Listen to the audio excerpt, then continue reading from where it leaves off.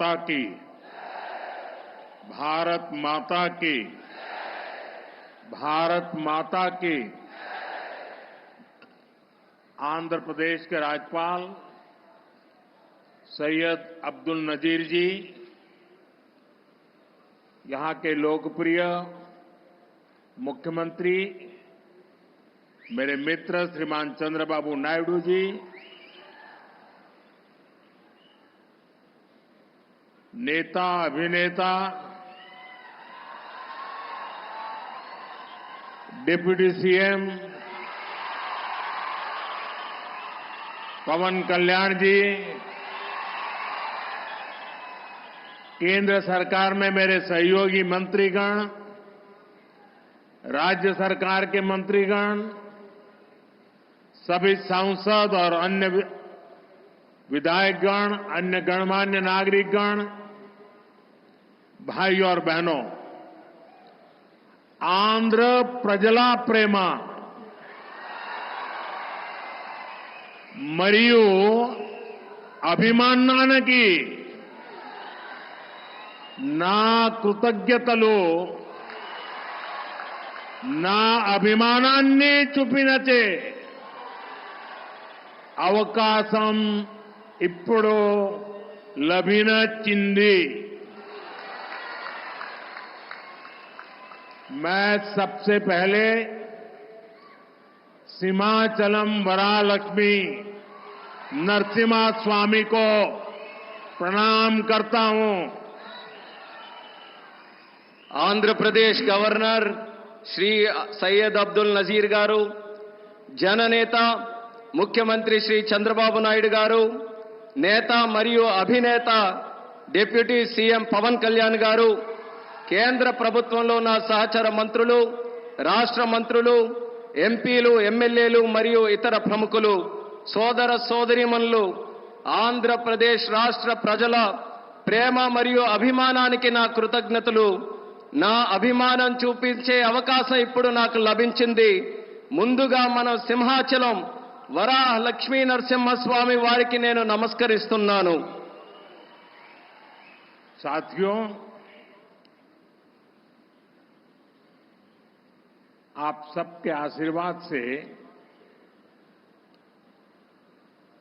60 साल के अंतराल के बाद देश में तीसरी बार एक सरकार चुनी गई और सरकार बनने के बाद एक प्रकार से विधिवत रूप से मेरा ये पहला कार्यक्रम है और जो शानदार स्वागत सम्मान आपने किया, रास्ते भर जिस प्रकार से लोग आशीर्वाद दे रहे थे और आज चंद्रबाबू ने अपने भाषण में सारे शिक्षर लगा दिए हैं। उनके एक एक शब्द के स्पिरिट को, उनकी भावना को मैं आदर करता हूं और मैं आंध्रवासियों से, देशवासियों से विश्वास दिलाता हूं कि जो भावना आज चंद्रबाबू प्रकट कर रहे थे, हम सब मिलकर के उन लक्ष्यों को अवश्य पार करेंगे। మీ ఆశీర్వాదంతో 60 సంవత్సరాల తర్వాత మూడోసారి మళ్ళీ కేంద్రంలో మన ప్రభుత్వం వచ్చింది। తరువాత మీ యొక్క ఆశీర్వాదం, మీ యొక్క స్వాగతం నేను చూశాను। దానికి మించి మన అధినాయకుడు చంద్రబాబు నాయుడు గారు ఆయన స్పీచ్లో అన్ని విషయాలు కూడా కూలంకుషంగా చెప్పారు।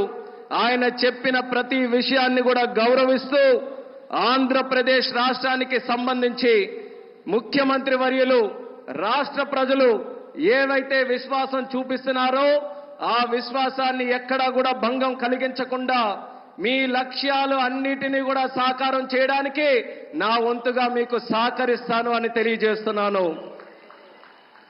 साथियों, हमारा आंध्र प्रदेश संभावनाओं का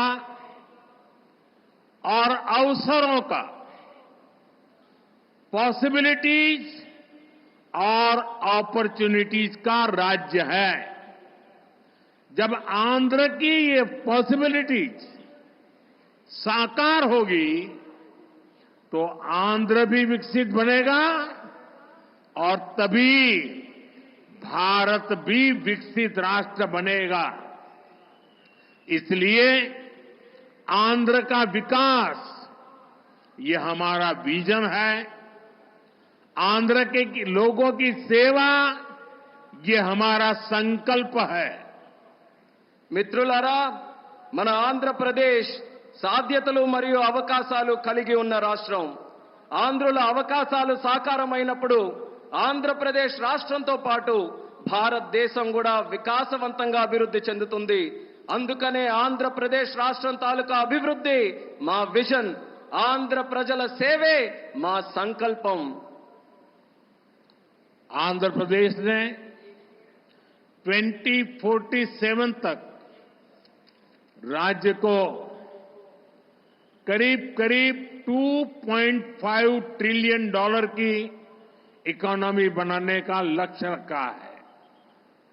इस विजन को साकार करने के लिए चंद्रबाबू गारू की सरकार ने स्वर्ण आंध्र एट 2047 की पहल की है। इसमें केंद्र की एनडीए सरकार भी आंध्र प्रदेश के हर लक्ष्य के साथ कंधे से कंधा मिलाकर चल रही है। इसलिए केंद्र सरकार लाखों करोड़ की योजनाओं में आंध्र को विशेष प्राथमिकता दे रही है। 2047 సంవత్సరం కల్లా ఆంధ్రప్రదేశ్ రాష్ట్రంలో $2.5 ట్రిలియన్ ఆర్థిక వ్యవస్థగా తయారు అవ్వాలని లక్ష్యం పెట్టింది. ఈ విజన్ సాకారం చేసేందుకు చంద్రబాబు నాయుడు గారి ప్రభుత్వం స్వర్ణాంధ్ర 2047 అనే కార్యక్రమానికి శ్రీకారం చుట్టింది. ఈ లక్ష్యాన్ని చేరుకోవడానికి కేంద్రంలో ఉన్న ఎన్డీఏ ప్రభుత్వం ఆంధ్రప్రదేశ్ రాష్ట్రంతో పాటు భుజంతో భుజం తోడై ముందుకు నడుస్తుంది. అందుకే లక్షల కోట్ల పథకాలతో కేంద్ర ప్రభుత్వం ఆంధ్రపై ప్రత్యేక దృష్టి సారించి ప్రాధాన్యత కూడా ఇస్తుంది. आज यहां 2 लाख करोड़ रुपए से ज्यादा के प्रोजेक्ट का उद्घाटन और शिलान्यास किया गया है। ये प्रोजेक्ट्स आंध्र प्रदेश को विकास को नई ऊंचाई देंगे। मैं इन डेवलपमेंट प्रोजेक्ट के लिए आंध्र प्रदेश समेत पूरे देश को बधाई देता हूं। साथियों, आंध्र प्रदेश अपने इनोवेटिव नेचर के कारण आईटी और टेक्नोलॉजी का इतना बड़ा हब है। अब समय है आंध्र नई फ्यूचरिस्टिक टेक्नोलॉजीज का सेंटर बने। जो टेक्नोलॉजीज अभी डेवलप ही हो रही है, हम अभी से उनमें लीड लें। आज ग्रीन हाइड्रोजन का इस्तेमाल ये ऐसा ही उभरता हुआ क्षेत्र है। ఈ రోజు 2 లక్షల కోట్ల రూపాయలకు పైగా విలువైన ప్రాజెక్టులు ఇక్కడ ప్రారంభించడం మరియు శంకుస్థాపన చేయడం జరుగుతుంది. ఈ ప్రాజెక్టులు ఆంధ్రప్రదేశ్ అభివృద్ధిని సరికొత్త శిఖరాలకి చేరబోతుంది. ఈ అభివృద్ధి కార్యక్రమాలతో ఆంధ్రప్రదేశ్తో పాటు యావత్ భారతదేశానికి కూడా నా తరపున అభినందనలు తెలియజేసుకుంటున్నాను. మిత్రులారా, ఆంధ్రప్రదేశ్ రాష్ట్ర ప్రజల తాలూకా సృజనాత్మకత వల్ల ఆంధ్రప్రదేశ్ రాష్ట్రం ఐటీ మరియు సాంకేతికతకు ఒక పెద్ద కేంద్రంగా మారింది. ఇప్పుడు సమయం వచ్చింది ఆంధ్రప్రదేశ్ రాష్ట్రం సరికొత్త టెక్నాలజీస్ కు కేంద్ర బిందువుగా మారాలి. ఈ కొత్తగా అభివృద్ధి చెందుతున్నటువంటి టెక్నాలజీస్ కి ఆంధ్రప్రదేశ్ రాష్ట్రం సారథ్యం వహించాలి. నేడు గ్రీన్ హైడ్రోజన్ టెక్నాలజీ కూడా అటువంటి ఎదుగుతున్నటువంటి ఒక రంగమే. देश ने 2023 में नेशनल ग्रीन हाइड्रोजन मिशन की शुरुआत की थी। हमारा लक्ष्य है 2030 तक 5 million metric tons green hydrogen का प्रोडक्शन। इसके लिए शुरुआती चरण में 2 ग्रीन हाइड्रोजन हब स्थापित होंगे, जिनमें से एक हमारा विशाखापट्टनम है। దేశంలో 2023లో నేషనల్ గ్రీన్ హైడ్రోజన్ మిషన్ ను మనం ప్రారంభించడం జరిగింది. మా లక్ష్యం 2030 నాటికి 5 మిలియన్ మెట్రిక్ టన్నుల గ్రీన్ హైడ్రోజన్ ని మన దేశంలో ఉత్పత్తి చేయాలి. దీనికోసం ప్రారంభ దశలోనే 2 గ్రీన్ హైడ్రోజన్ ల్యాబ్స్ ని మనం ఏర్పాటు చేయబోతున్నాం. అందులో ఒకటి మన విశాఖపట్నం నగరం అని తెలియజేస్తున్నాను.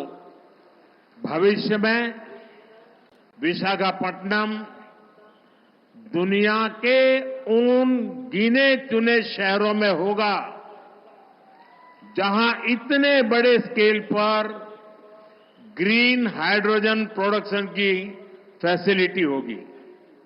इस ग्रीन हाइड्रोजन हब से अनेक जॉब अपॉर्चुनिटीज तैयार होगी। साथ ही आंध्र प्रदेश में मैन्युफैक्चरिंग इकोसिस्टम भी डेवलप होगा। साथियों, आज मुझे नक्कापल्ली में बल्क ड्रग पार्क प्रोजेक्ट का शिलान्यास करने का अवसर भी मिला है। आंध्र प्रदेश देश के उन 3 राज्यों में से एक है जहां इस तरह के पार्क की स्थापना की जा रही है। इस पार्क में मैन्युफैक्चरिंग और रिसर्च के लिए बेहतरीन इंफ्रास्ट्रक्चर तैयार किया जाएगा। इससे इन्वेस्टर्स का उत्साह बढ़ेगा और यहां की फार्मा कंपनियों को फायदा होगा। భవిష్యత్తులో పెద్ద ఎత్తున గ్రీన్ హైడ్రోజన్ ఉత్పత్తి చేసే నగరాలలో ఒకటిగా మన విశాఖపట్నం ఉండబోతుంది. ఈ గ్రీన్ హైడ్రోజన్ హబ్ ద్వారా అనేక ఉద్యోగ అవకాశాలు సృష్టించబడతాయి. దీంతో ఆంధ్రప్రదేశ్లో మ్యానుఫ్యాక్చరింగ్ వ్యవస్థ కూడా అభివృద్ధి చెందబోతుంది. మిత్రులారా, ఈ రోజు అనకాపల్లి పార్లమెంటులో ఉండే నక్కపల్లిలో బల్క్ డ్రగ్ పార్క్ కు కూడా శంకుస్థాపన చేసే అవకాశం నాకు కలిగింది. దేశంలో 3 రాష్ట్రాలలో ఈ తరహాలో పార్కులు ఏర్పాటు చేయబడుతున్నాయి. అందులో ఆంధ్రప్రదేశ్ ఉండడం నాకు చాలా ఆనందంగా ఉంది. ఈ పార్కులో మ్యానుఫ్యాక్చరింగ్ మరియు పరిశోధన కోసం అద్భుతమైన మౌలిక సదుపాయాలు ఏర్పాటు చేయడం జరుగుతుంది. దీనివల్ల పెట్టుబడిదారుల్లో ఆసక్తి పెరుగుతుంది మరియు ఫార్మాసిటీ కంపెనీలకి కూడా చాలా ఉపయోగపడుతుందని తెలియజేస్తున్నాను. साथियों,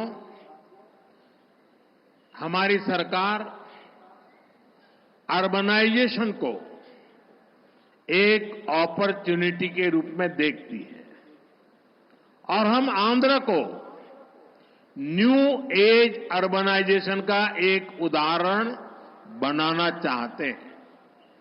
इसी विजन को साकार करने के लिए आज कृष्णापट्टनम इंडस्ट्रियल एरिया यानी क्रीज सिटी का फाउंडेशन स्टोन रखा गया है। ये smart city Chennai Bengaluru industrial corridor का हिस्सा बनेगी। इससे आंध्र में thousands ऑफ करोड़ का इन्वेस्टमेंट आएगा और लाखों इंडस्ट्रियल जॉब तैयार होगी।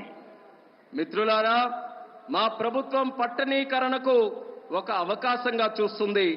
అలానే మన ఆంధ్రప్రదేశ్ రాష్ట్రం నవయుగ పట్టణీకరణకు ఉదాహరణగా ఉండబోతుంది. ఈ విజన్ సాకారం చేసేందుకు నేడు కృష్ణపట్నం ఇండస్ట్రియల్ ఏరియా అంటే క్రిస్ సిటీ శంకుస్థాపన కూడా చేయడం జరుగుతుంది. చెన్నై బెంగళూరు ఇండస్ట్రియల్ కారిడార్ లో ఈ స్మార్ట్ సిటీ ఒక భాగం అవ్వబోతుంది. ఆంధ్రప్రదేశ్ లో దీని వల్ల వేల కోట్ల రూపాయల పెట్టుబడులతో పాటు పారిశ్రామిక ఉద్యోగ అవకాశాలు కూడా పెరుగుతున్నాయని తెలియజేస్తున్నాను. उससे आंध्र के लोगों की समृद्धि सुनिश्चित होगी। मैं एक बार फिर इन प्रोजेक्ट के लिए आप सभी को बहुत बहुत बधाई देता हूं।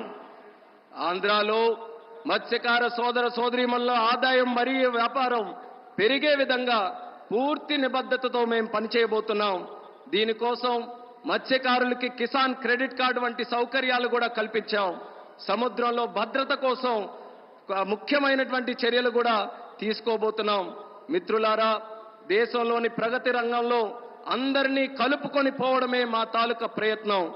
అభివృద్ధి జరగాలి, తద్వారా ప్రతి వర్గానికి అభివృద్ధి తాలూకా ఫలాలు అందాలి. ఇదే మా సంకల్పం. ఇందుకోసం ఎన్డీఏ ప్రభుత్వం సుసంపన్నమైన ఆధునిక ఆంధ్రప్రదేశ్ను సృష్టించబడ్డానికి కట్టుబడి ఉందని కూడా తెలియజేస్తున్నాను. నేడు ప్రారంభించే ప్రాజెక్టులు ఆంధ్ర ప్రజల భవిష్యత్తుకు మరియు వారి శ్రేయస్సుకు మేలు చేయబోతున్నాయి. ఈ ప్రాజెక్టుల కోసం మీ అందరికీ కూడా మరొక్కసారి నా హృదయపూర్వక అభినందనలు తెలియజేసుకుంటున్నాను. ధన్యవాదాలు. आप सबका बहुत बहुत धन्यवाद. అందరికీ కూడా మరొక్కసారి నా హృదయపూర్వక ధన్యవాదాలు.